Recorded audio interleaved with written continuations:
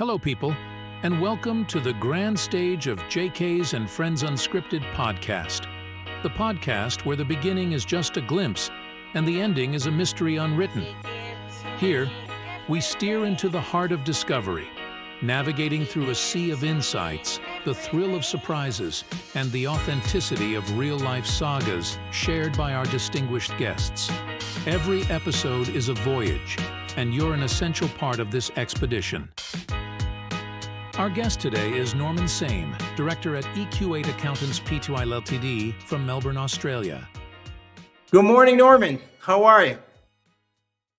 Good morning, JK. How are you? I'm doing pretty good. I'm saying good morning because you are currently in Australia. Correct.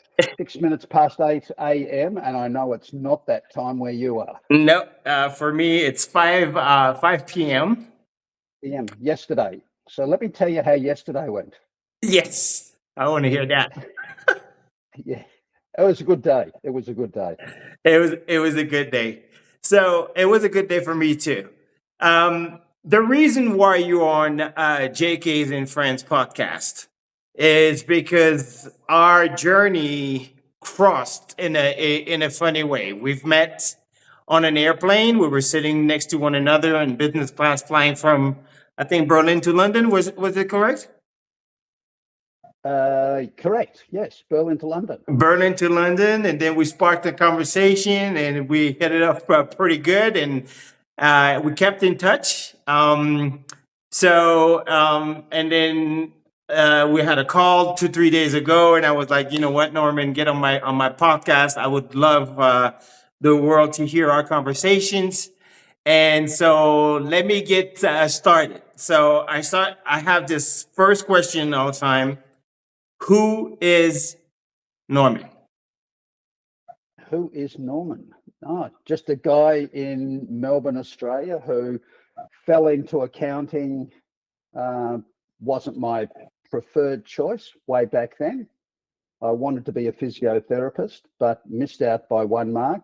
So I took up sciences, got bored, and then took up accounting and economics at university and launched me into a career. Uh-huh. And I know what your career is, but would you mind telling us a little bit about that career? Sure. I'm currently and have been as of last week, 39 years at the firm that I am a partner at. I've been a partner since 1985. It's a chartered accounting practice, which is the equivalent of the American CPA firms. So I've got a wide variety of clients, but we've picked up this expertise in what we call our virtual CFO model, which is basically providing the back office for companies that operate in Australia that don't have or don't want to use their own resources internally. So they hire us and we look after all the financial accounting and tax requirements from a processing as well as a compliance point of view, as well as advisory. There we go. That's good. Thank you for getting closer to the camera because your camera was trying to zoom in and out the whole time. Okay. So now I'll lean forward. So we got this out of the way.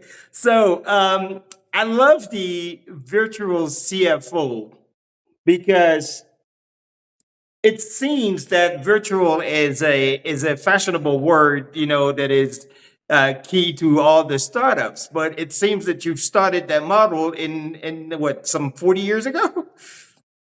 No. This only really came to fruition about, what are we in now? I always have to add on 2 years. So if I was going to say 6 years, I'll say 8 or 9 years ago, pre-COVID, when a client who is now a client approached us to pay payroll to their 4 employees in Australia.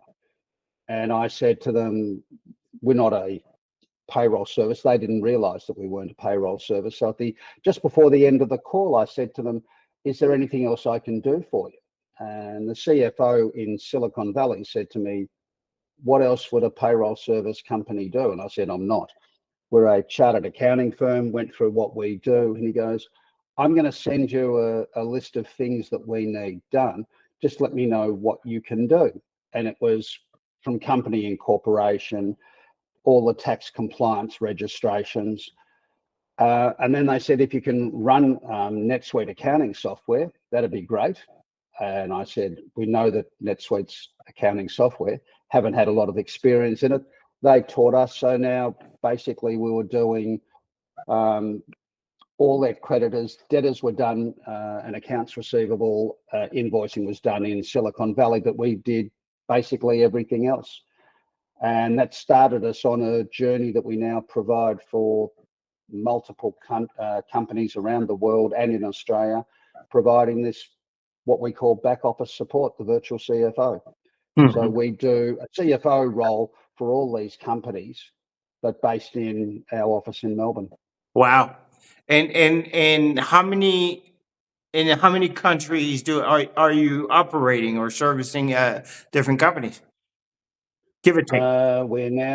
We're now doing USA, New Zealand, Singapore, and Germany. Wow. Oh, and the UK. And the UK. I was about to say, because I remember our last conversation, you were telling me about the UK. And so I understand that you're the one traveling around to meet your clients, right? In the company. Yeah.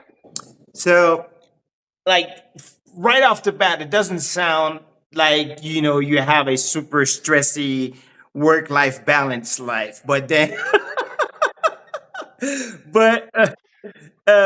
how do you manage long distance traveling, knowing how to cater, different cultures, and also balancing your life? Because like when you're not in Australia, you're here, so how do you manage all that? Okay. A love of flying always helps, Jeffrey. So that's certainly a big help to me. Being able to sleep on planes, it's not every day that you sit down when someone's taken your seat on a plane and you end up striking a conversation and talking for 2 hours. I am generally asleep before the plane pushes back.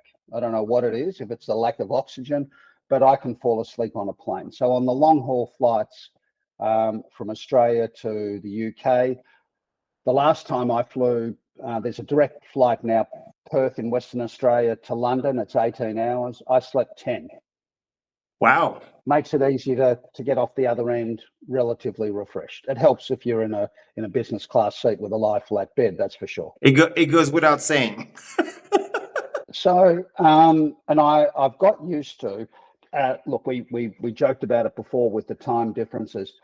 I know that because I'm servicing an overseas clientele, I'm not going to be awake 24/7, but I know that there's times when there's going to be a meeting and really sorry, Norman, you have to be online at 2:00, can you?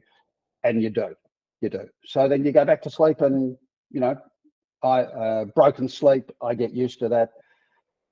Make sure when it's downtime, I get the downtime to do what I want to do, which is time with my family, and I play field hockey as well, which I think being physically fit certainly helps. I believe it. We had that conversation. I was at my peak 160 times airborne, so I don't envy any 18 hours any 18 hours flight. So so when you walk me a little bit through your journey, because it seems like, okay, I don't know your age, or I know it, but then, you started your company some 45 years ago. What were you doing before that? And how did you navigate into this world? Okay, so I didn't start the company. I was an employee to start with. I had worked for 7 years for a company that's now, it was part of the KPMG group at one stage. Okay. So I was 7 years there, 3 years at another smaller CPA type firm. And then I moved to this firm when I was about 27, 28. And I've been there ever since. And I'm now 68. Wow. You look good for 68, man. Thanks. That's got to be the field hockey. Yeah. Well, you got me started. So let's take this conversation into how do you, because did you plan your career to go that way, or what kind of advice could you give to someone that is That's starting? really, Jeffrey, that's really interesting, because on the weekend, last week, our partnership group with our Sydney and Brisbane affiliates were all down in Hobart for a 3-day workshop. And on Saturday, I caught up with our chairman, and he asked exactly that question. Did you ever, it was a very similar question, did you ever envisage what you'd be doing today when you're 40? And I said, my answer to him is the same as to you. I've never planned anything. I've just been in the right place at the right time, I think, and made the best out of the situation I was given. I was approached by a friend to join this firm. He introduced me to the then founding partners of the firm. I liked them, they liked me, and that journey started. Did I see myself doing financial statements and tax returns for the rest of my life? No. And my chairman said to me, the fact is that over that journey, I've reinvented myself and the work that I do a number of times. And I think that's made a difference to what I do now and how we've built the practice that we've built at work, in that it's mainly a relationship based. There's plenty of accounting firms that do as good a job as us. We just say to people, the difference is that we know our clients, we care about them just as we care about the people who work in our firm, that they're the most important to us. Yeah. And with that, we end up with a really good client base of, they're bolted on, they like the service we give. And if it doesn't work, that's okay. We shake hands and we part. We give it a try. That's life. That's the way it should be. You know, like you work a short path with someone, and then you part way, and then you meet again, and whatnot. So you told us that you were 68. So as you know, I'm already retired. I retired when I was 50. Now I'm 51. So that was like basically just 4 months ago. Do you plan on retiring, or do you, or? So Jeffrey, I was like you, but the comment that I made to my friends was, as I was building up the practice with my partners, I want to be in a position to retire at 50. And they said, why would you want to retire so young? And I said, I'm not retiring. I said, I want to be in a position to retire at 50. Good one. I work because, and this is what I tell the kids that start working at the firm today, I work because I love what I do. Now, if you don't like what you do, and you don't have to love it, you have to like it. If you don't like what you do, go find something you're passionate about and pursue that. If you're doing this just for the money, you won't like it. You'll end up hating it. Wow, that's very deep. And I like what you just said. You know, being in the position of, you know, being able to retire, and this is technically what happened to me. You know, I was like, okay, I'm retiring. That I am on no one's payroll, and I'm investing my own money in order to create more money, right? But then, yeah, I like building things, and it seems like you're the same way. So basically, you say to yourself, okay, check, I can do this, but then because it's your own, like you are part of the firm, part of the board, it's easier for you also to navigate, right? Sure. Yeah. Sure, without a doubt. But partnerships are very unique individuals, and you'll ask any lawyer or accountant who's a partner in a practice. It comes with both good and bad. I can't turn around and say, we're doing this. No, you got to go and sell the idea to your partners, make sure, more importantly, that they buy in, and then action it. And that sometimes takes a long time. That is good. And I want to ask you about that because, you know, we have, you know, I have a my network is a mix of everyone from, you know, people starting their career, people, you know, changing their career and stuff. Give us a tip on how to navigate with anyone that would want to find a partner to start a new journey? What kind of tip would you give them? Oh, Jeffrey, um, really interesting, really interesting. Number one for us, and it's it's different for different people, but for me, it's really important that the person I'm in partnership with, I do have to like and respect them. Mhm. If there isn't that connection on that level, I find it really frustrating to be, why am I making decisions with you when there's just no reason for us to be in business except to make a dollar? And the dollar's never driven me. Mhm. I like, don't get me wrong, I love it when I win a new client. To me, actually winning a new client and setting them up is as pleasing as getting paid. I do like getting paid. That allows me to to do what I do. Pardon me. But if you're doing it in a partnership sense, I have to get on well with the people I'm in business with.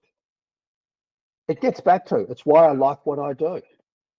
So you have to constantly question yourself. You have to own your mistakes. You have to put your foot down sometimes. So what's the best way to do that? Like, is it like, Well, I've arguing with your brother and then there's an argument and then tomorrow it's done? Or is it like, okay, now how is it? Jeffrey, interesting you say that. For 25 years, one of my brothers was one of my partners. Ah, okay. So you learn. That was a good choice. We got on extremely well. Did we lock horns at times? Sure. I think the test of your partnership, and in fact the test of any relationship with clients, staff, partners, life partners, whatever. It's not how you agree. It's how you disagree. And if you learn to disagree respectfully, you get to a position that everyone can accept. I've always worked on that basis, that I don't have to agree with the decision that we're making, but if I can live with it and we get to that consensus position, let's do it. If that's the best outcome for the group, then that's what we do. I've never turned around and said, if we do this, I'm out. Yeah, that is a good tip. You said something that resonates with me because I am the same way. I don't do things for the dollar. I get paid a lot of money for what I do. I'm not gonna lie, and I know how to generate a lot of money.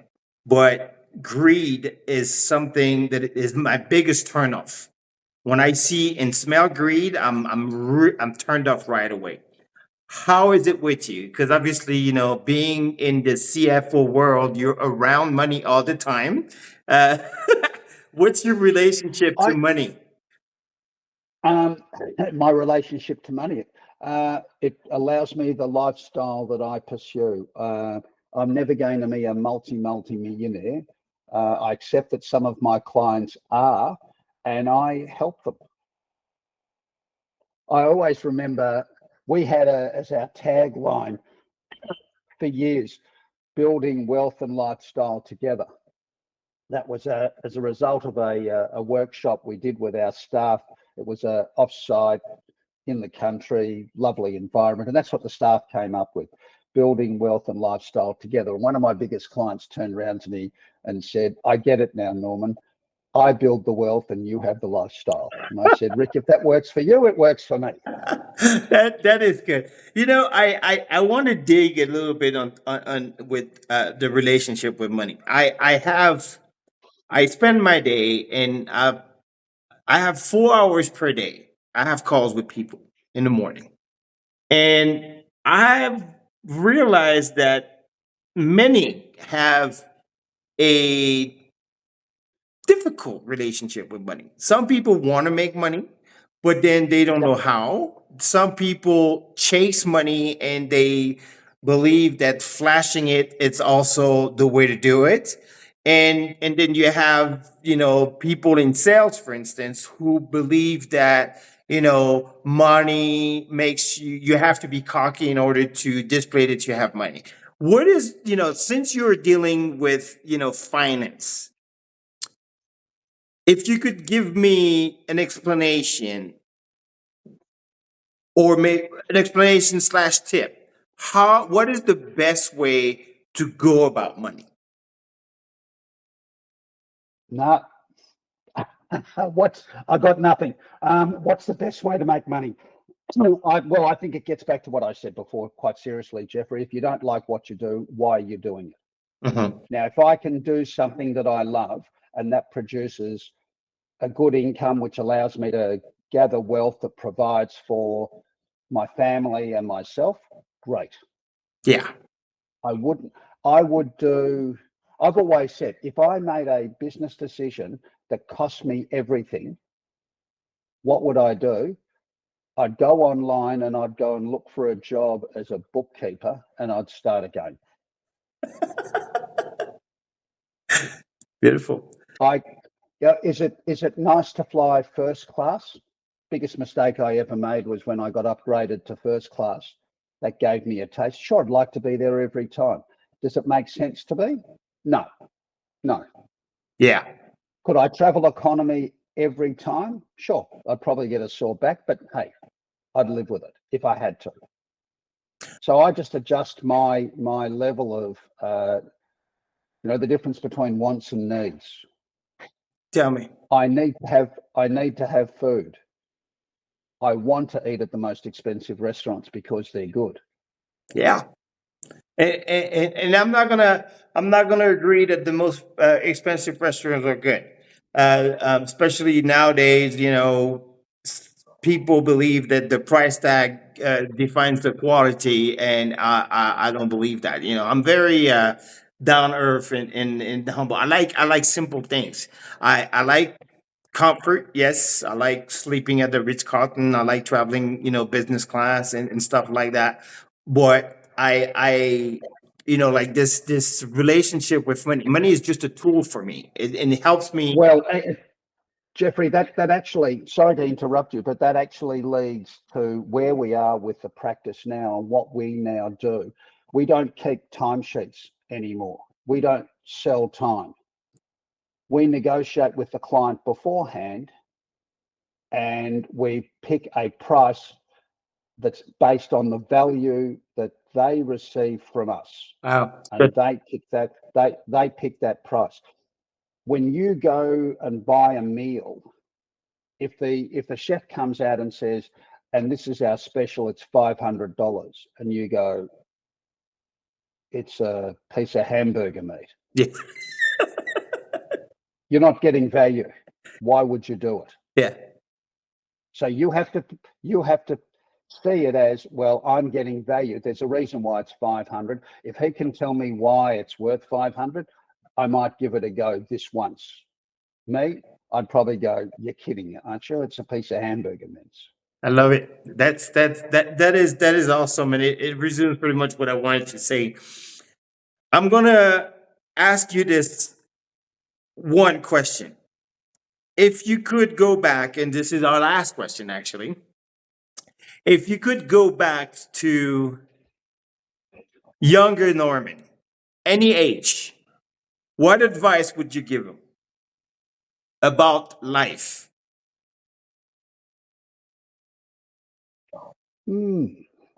Interesting question, Jeffrey. What advice? Yeah, at 68, I'm not going to sound like old Father Time and say I've seen a lot in my time, because I don't think I have. I think I'm very privileged to live in a country that is like us, that is Australia, that is just, for me, safe and secure. What would I say? It'd be enjoy every moment, celebrate the good things, work really hard to get over the bad things and put them behind you, but learn from both experiences. Every day is a learning day for me. Today I will learn something and I'll park it away. Because I'm now 68, I'll probably forget it by tomorrow, but in 2 years' time, remember what it is. But it's just enjoy the moment you're in. Don't let The little things get you down. Deal with them. Talk them through with the people that matter most to you in your life, your wife, your children, business associates.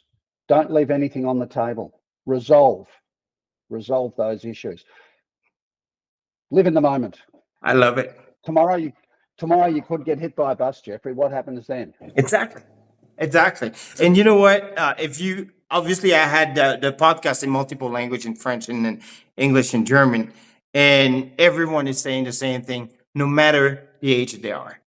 So I love that you say that, because I think this is also the purpose of this podcast. The life journey. Everybody takes a little bit, out of someone else's experience. I like the advice that you gave us, and it seems like you've lived a good life. It's not advice. It's just my thoughts that how it worked for me. And I think that's probably the last thing that I would say about all this is it's got to work for you. My way of dealing with things mightn't work for you.'re all individuals. Makes life interesting. If everybody thought like me, life would be very boring. I get that. Now you make me ask you the last question. I love what you just said. What triggered you to navigate through life the way you're doing it? If you can discover that for me, please let me know. I think we're all made up of a combination of nature and nurture. I was very fortunate to have two very loving parents. That's the nurture side. The nature side, they both gave me parts of their DNA, and I like to think I got some of the good parts. I love that. Thank you, Norman, for being my guest on JK's Unscripted Podcast. I'm pretty certain that everyone will, or somebody's going to benefit from that conversation. And you have a blessed day. And for me, it's going to be a wrap. Thank you. Look what happens when you take somebody's seat on an aeroplane, Jeffrey. Yes, exactly that. We end up being in touch all the time, and we and we have a podcast, and we inspire other people. That's exactly. Fantastic. Thanks for your time too, Jeffrey. I really enjoyed it. Thank you. Have a good one. Bye.